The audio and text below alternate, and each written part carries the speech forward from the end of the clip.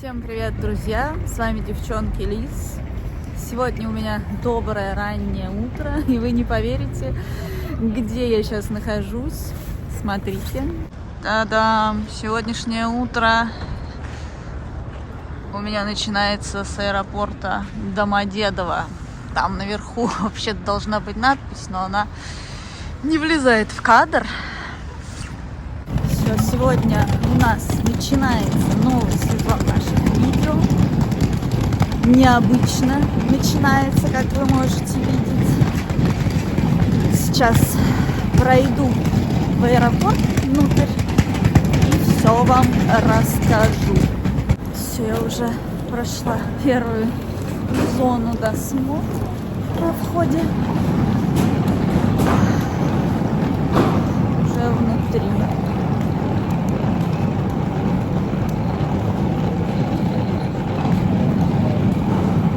Итак, друзья, вот табло вылета. Угадайте, куда мы сегодня с вами полетим.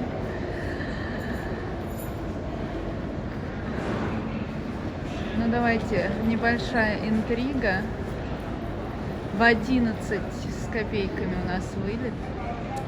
Поэтому вот, думайте, пишите в комментариях, куда полетим.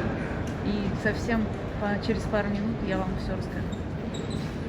Вот, полюбуйтесь пока на прекрасный аэропорт Домодедово. В принципе, мне этот аэропорт очень нравится тем, что он достаточно компактный. И здесь все более-менее близко. Сюда, кстати, очень удобно добираться на общественном транспорте. Ходит электричка. И он вообще не так далеко находится от Москвы. Очень плюсов много. Мы уже подходим с вами к стойке регистрации. Сейчас я зарегистрируюсь. И когда уже пойдем на паспортный контроль, все вам расскажу.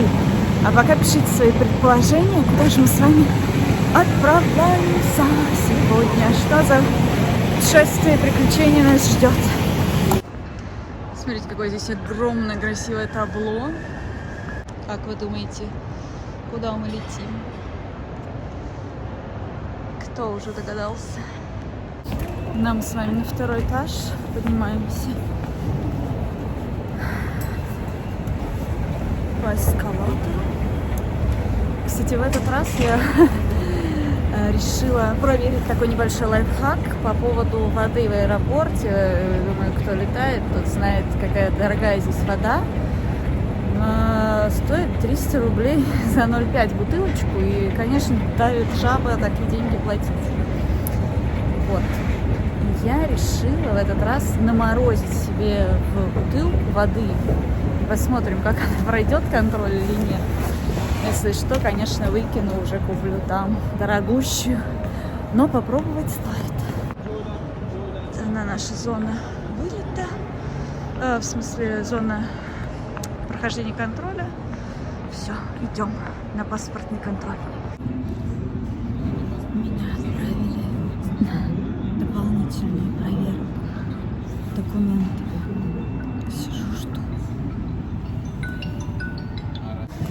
Все, вы можете меня поздравить, я прошла с горем пополам эту проверку документов, чтобы вылететь из своей собственной страны.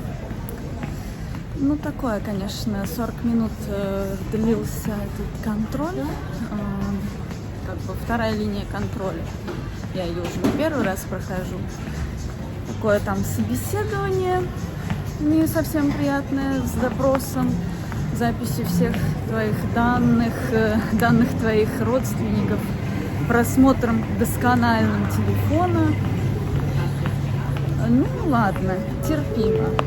Один мент был вежливый, а второй такой решил надавить на меня. Увидел там какое-то видео из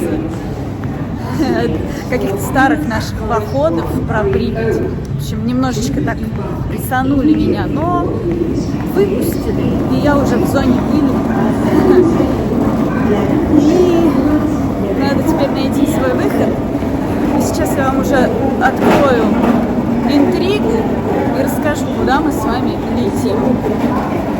И, кстати, мой лайфхак с водой, вот такую бутылочку я заморозила, он прошел. Правда, на проверке мне все равно сказали, что это у вас там за вода.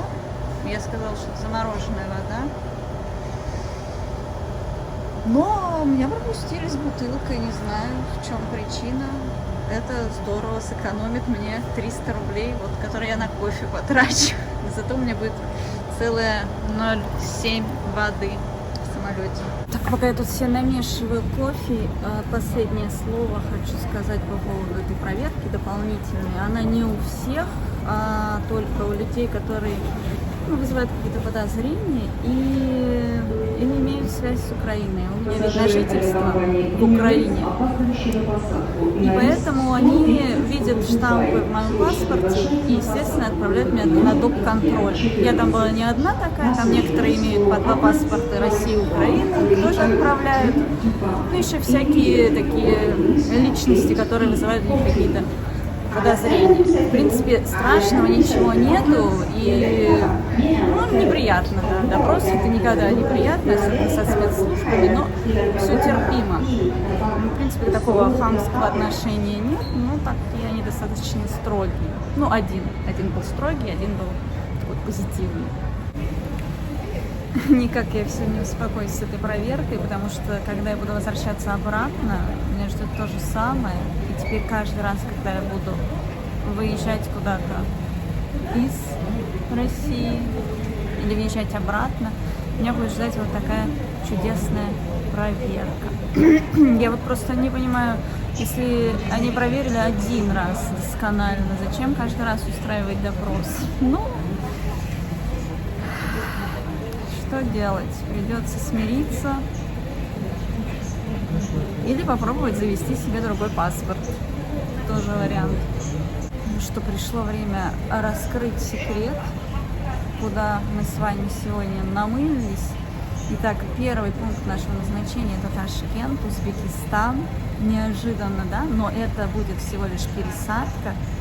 И финальная точка нашего путешествия – это Бангкок. Друзья, мы с вами отправляемся в Таиланд, в теплые края. Покидаем эту унылую, серую, холодную Москву с европейской зимой в этом году и отправляемся с вами в 30 градусов, в жару, на море. Так что поездка нас ожидает позитивная. Немного необычная, не в нашем стиле, но нам многие писали, что девчонки, что же вы там по помойкам лазите по Припяти, поезжайте куда-нибудь лучше на море. И вот, по просьбам трудящихся, едем с вами смотреть новую страну. Я там ни разу не была, очень интересно. И вы будете все смотреть моими глазами. Буду делиться своими эмоциями. Пока, видите, вот такое напряженное такое начало поездки. Не без приключений, как всегда. Девчонки лезть не могут без приключений. Но все, теперь ждем наш вылет. Вылет у меня где-то через 1,5 часа.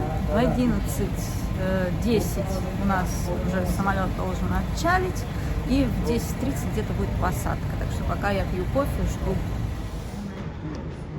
Мне скоро уже выходить на посадку, и давайте с вами проведем эксперимент. У меня будет 2 полета на самолете, один 4 часа и другой 6 часов. И давайте замеряем уровень радиации, который мы накопим за 10 часов в общей сложности в воздухе. Вот включаем дозиметр, смотрим. Накопленная доза, видите, по нолям. Бета тоже по нолям, все по нолям. Так, все, тогда будем мониторить в течение полета. И в конце расскажу вам, сколько накопили мы. Uzbekistan Airways aviakompaniyasi 604 Toshkentga yo'lovchilarni samolyotga o'tkazishni boshlaydi. Yo'lovchilarni 13-uchish В общем, я лечу узбекскими авиалиниями в этот раз. Посмотрим, как это вообще. Потому что прямой аэрофлотовский очень дорогой билет, а это был как бы такой бюджетный вариант и с удобной пересадкой в Ташкенте. Ну, сейчас посмотрим. Никогда не летала узбекскими авиалиниями. Вот уже люди собираются. Ну, не так много народу, кстати. Вот такой самолетик нас ожидает. Довольно-таки большой. Узбекистан Airways. Как-то так. Выход по рукаву. Спускаемся.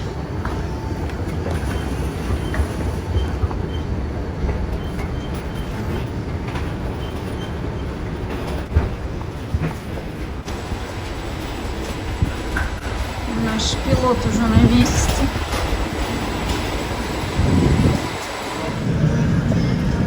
Такой вот самолет.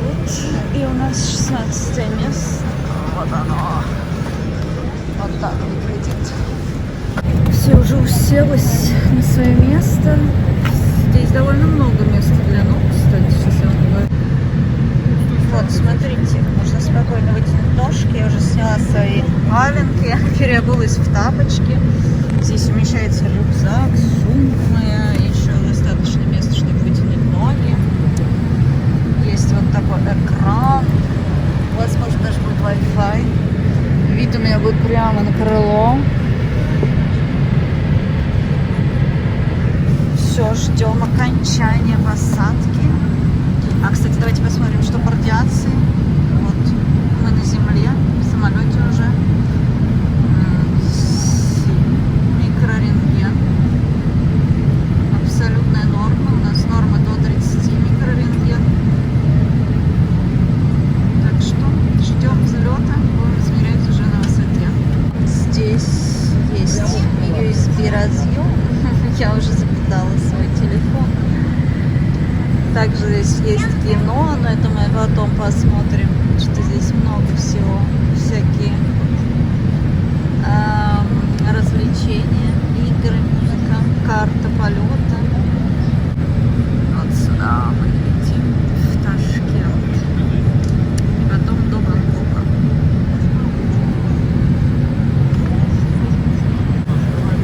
Посадка уже закончилась. У нас полупустой самолет. Смотрите, сколько свободных кресел. У меня все свободно. И здесь так хорошо, чистенько. Новый самолет. Посмотрим, может быть, какое здесь будет питание. Но пока я очень довольна узбекскими авиалиниями. Возможно, даже можно будет поспать на этих 3 сиденьях. Так что полечу с комфортом. Все, уже скоро, через 15 минут взлет. Встретимся с вами в Ташкенте. Ну еще я буду записывать по пути уровень радиации. Сообщу.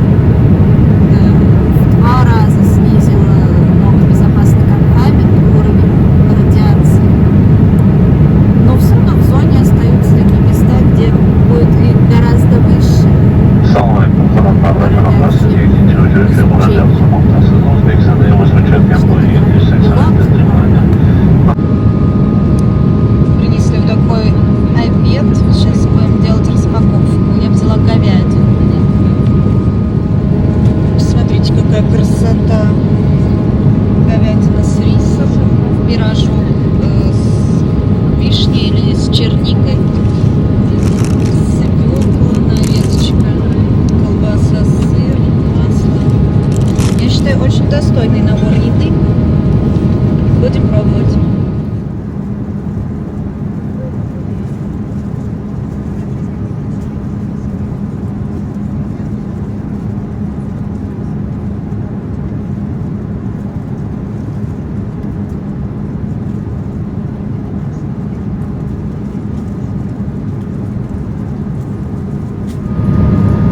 Реально много жрачки. Смотрите, еще бутерброды, еще с черным хлебом, еще вот такая колбаска, и вот здесь еще плавленый сырок.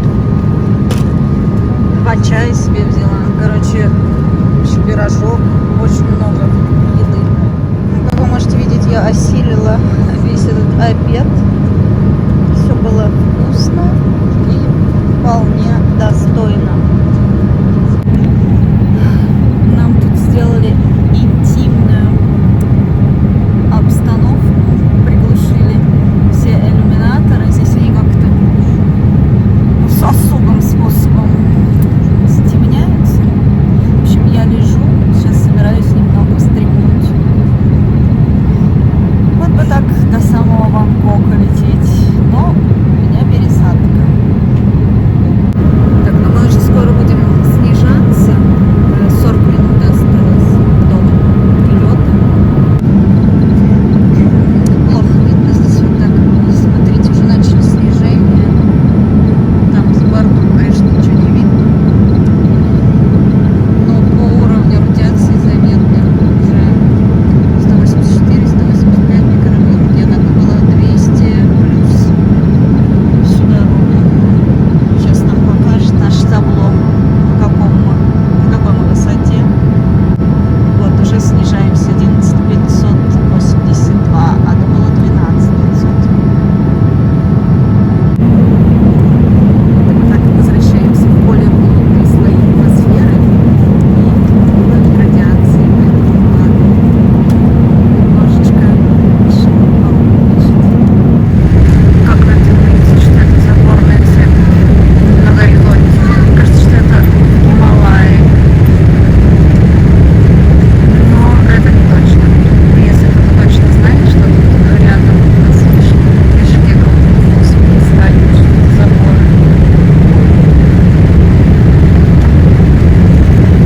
nomidagi xalqaro aeroportiga kelib qo'ndi. Kamarlar taqilsin tablo chirog'i o'chguniga qadar xavfsizlik kamarlari taqilgan holda o'z joyingizdan turmaslikni iltimos qilamiz. Samolyot sahnida shaxsiy buyumlaringizni unutmang. Kema komandiri va ekipaj a'zolari nomidan Uzbekistan Airways aviakompaniyasi xizmatlaridan foydalanganingiz uchun sizga minnatdorchilik bildiramiz. E'tiboring со своих мест. Ремни безопасности должны быть застегнуты до выключения табло. Застегните ремни. Ну, смотрите, друзья, чем-то вам напоминает какую-то страну, Узбекистан и его аэропорт. Пока трудно сказать. Вот уже и флаг Узбекистана развивается огромный.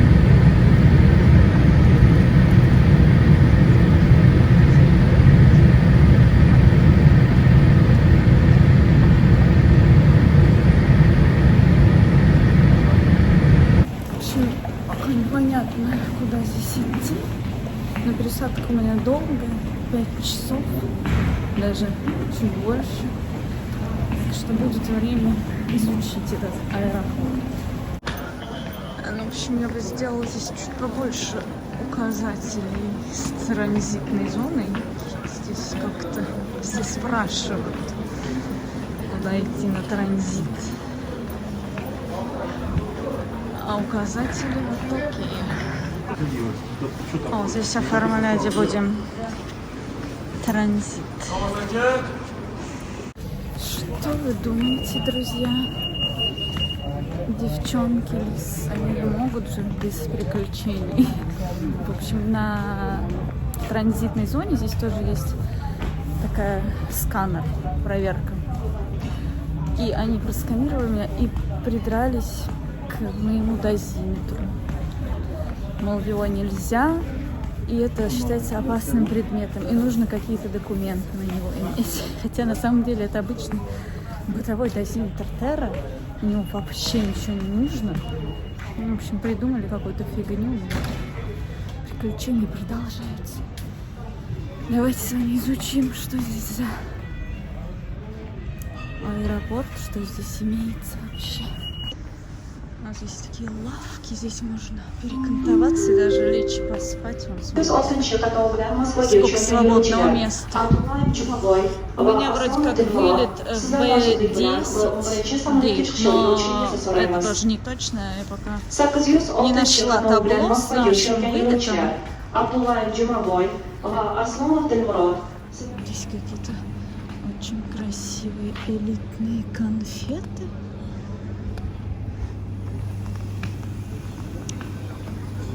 А вот здесь красивые узбекские сувениры и традиционные костюмы. Если кто-то в Узбекистан пролетом, как я, залетел только в аэропорт и даже не успел выйти в город, можно купить разных красивых сувениров, открытки есть. Ну, естественно, здесь все очень-очень дорого. Такая тарелочка 15 евро стоит. Все в таком традиционном узбекском стиле. Вот можно даже самолетик такой купить за 20 евро. Хотя нет, дешевые тут тоже есть пиалы. Всего лишь 3 евро. Такая красивая пиала. Вот это нормальный, кстати, сувенир. Такой можно привезти. И недорого. И только его тащить. Стеклянная. А на водочке уже дороже. Тарелка, наверное, одна стоит 55 евро. Ну, очень красивая посуда.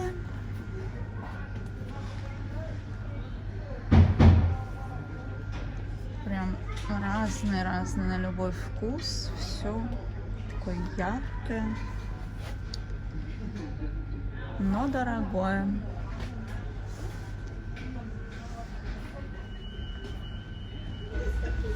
В общем, вот имейте в виду, что здесь вот такие вот классные сувениры.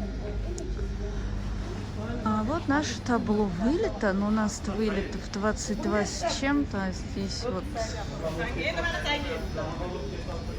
как бы на 20-50 все заканчивается и дальше не идет. Так что ждем.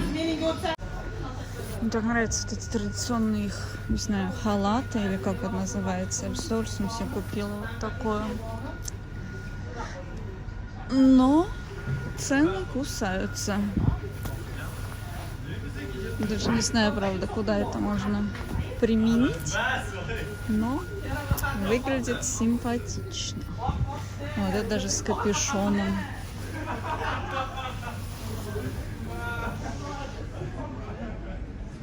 Пока я тут безуспешно пыталась подключить Wi-Fi, я решила посмотреть, что же мы с вами накопили за 3 с копейками часа перелета из Москвы сюда, в Ташкент.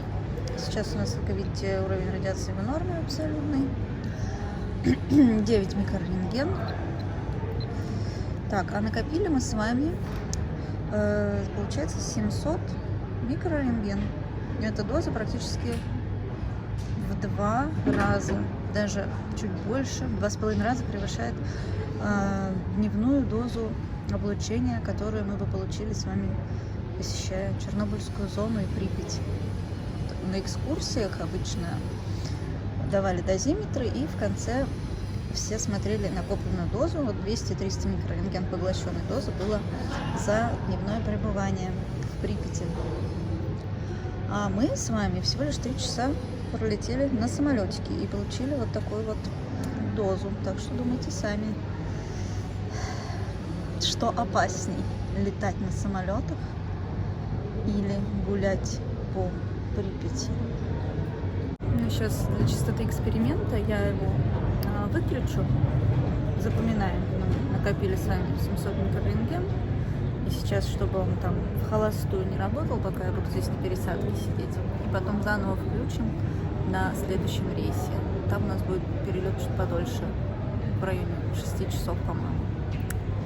посмотрим, сколько мы за 6 часов накопим. Такие пирожочки за 34 евро. Булочки.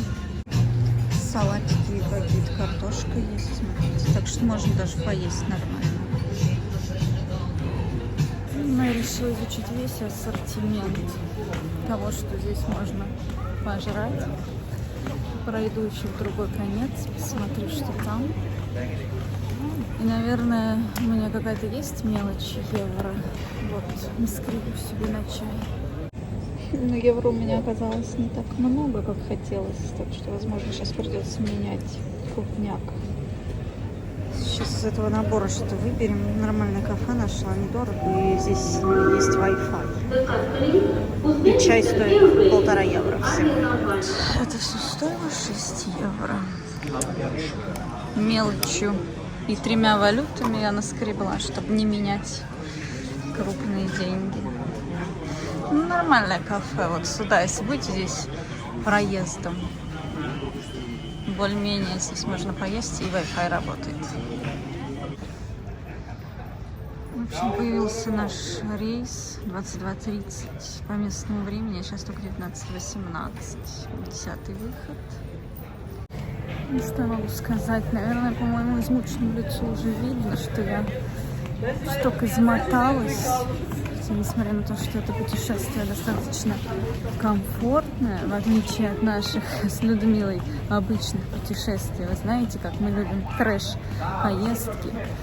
Много часов на машине, или пешком, или то и другое вместе, без сна, без отдыха. Но все равно ранний подъем и мало сна дают уже о себе знать. И мне хочется уже найти какое-то место, приткнуться и лечь там спать. Вот я хочу сейчас как вот эта женщина сделать. Я уже нашла себе место, лавку. Целую свободную лавку. Сейчас я как залягу там. Все, бомжуем, как в лучших традициях девчонок лис. Бомжуем в аэропорту. Судя по очереди, которая уходит далеко вперед, в Бангкок у нас был самолет полный. Я уже села на этот самолет, хоть вперед дольше. Он более такой маленький, без меньше места для ног. И в моем ряде, который возле окна, 2 сиденья. В середине 3, и там еще 2.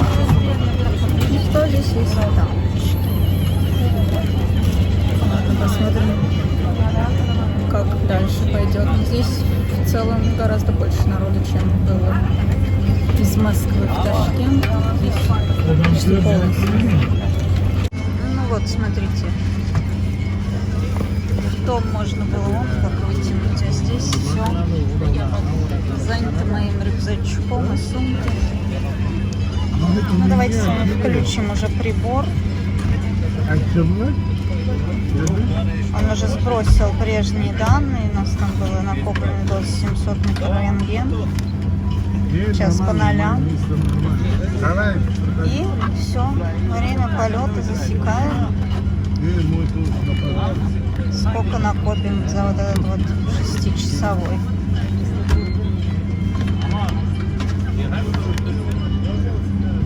Смотрите, какая неожиданность. Здесь у них оказалось не только тапочки, но еще ложка, маска для сна и тапки. Прикольно.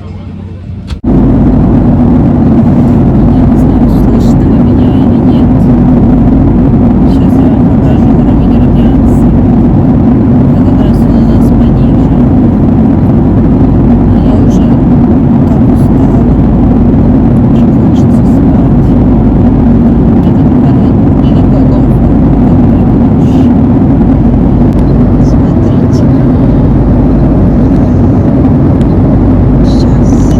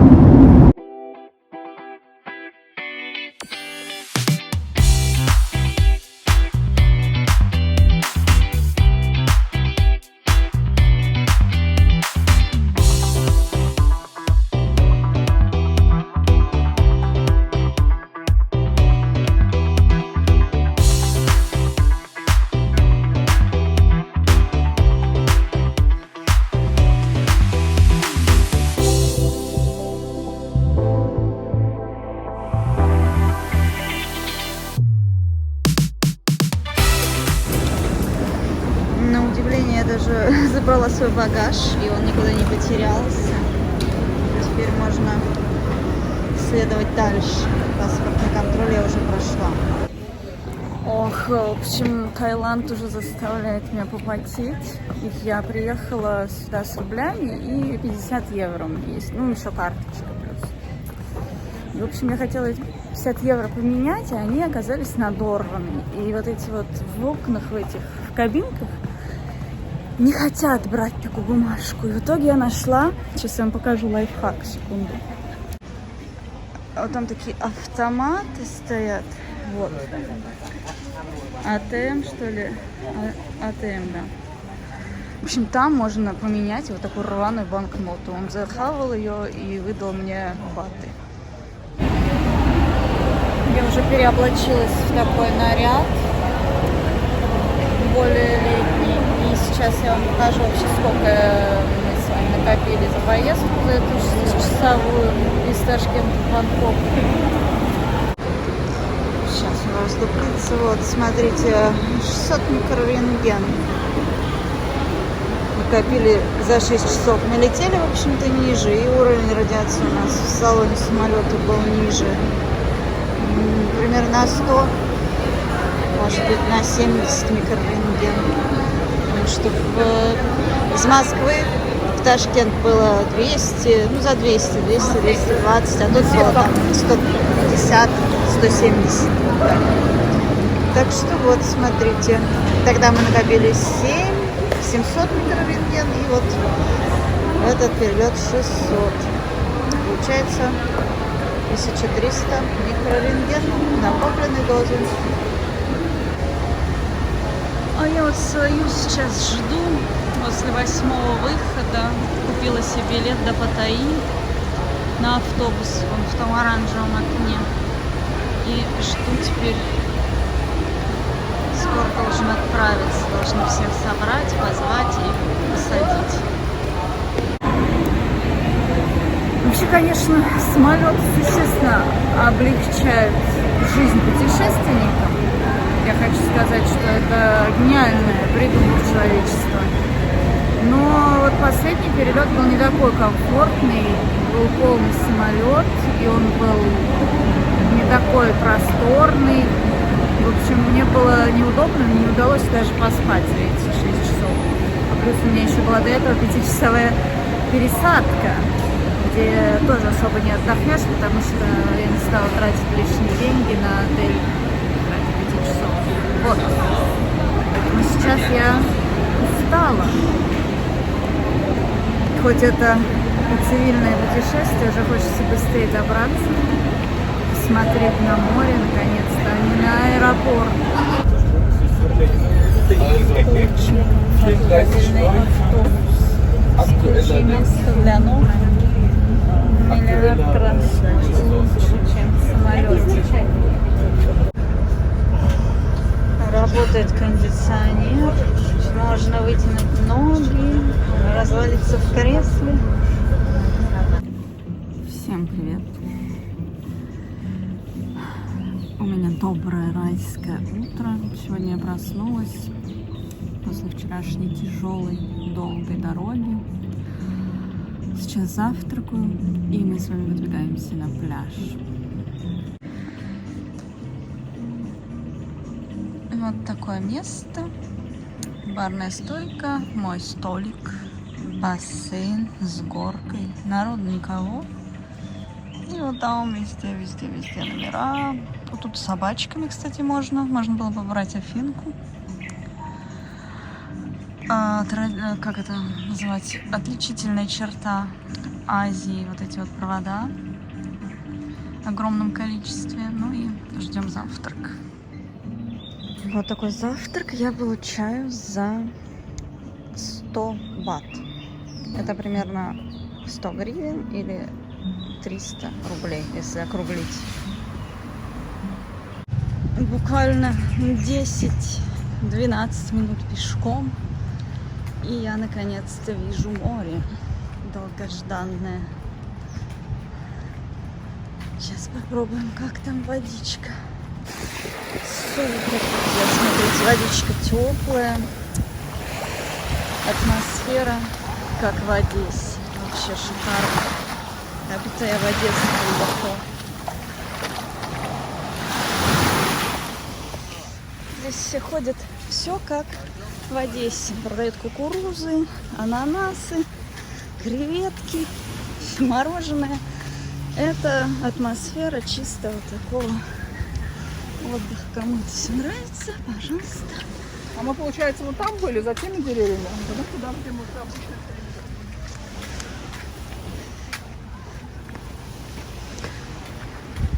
Но все-таки отдых в Паттайе, мне кажется, как более считается бюджетным. Если у вас бюджет позволяет куда-то дальше ехать, там, Пхукет или какие-то острова, то там будет природа, будут пальмы, чистейшая водичка прозрачная.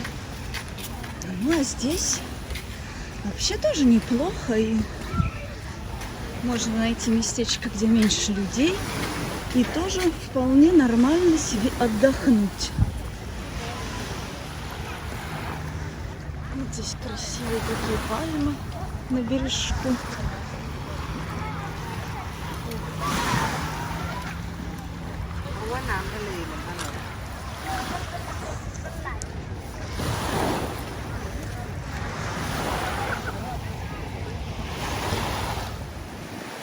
Я дошла практически до конца одного из городских пляжей, северной Паттайи. Вот такая здесь каменистая местность, отельчики, красивые пальмы, небольшая смотровая площадка с видом на море.